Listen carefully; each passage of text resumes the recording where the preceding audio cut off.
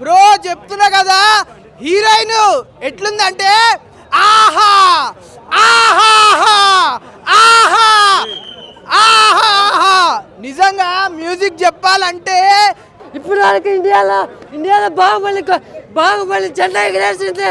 మనకి ఇండియాలో బాహుబలి ఏ విధంగా ఉంటుందో ప్రపంచంలో అవుతాను ఏ విధంగా చెప్పుకుంటామా. ఇండియన్ సినిమాలో ప్రపంచ స్థాయిని పెంచే సినిమా.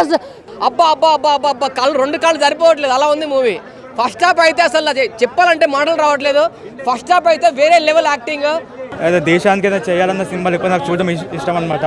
లైక్ మహేష్ బాబు, భరత్ అనే నేను కానీ, శంకర్ డైరెక్షన్స్ కానీ ఇలాంటి సినిమాలు నాకు ఇష్టం.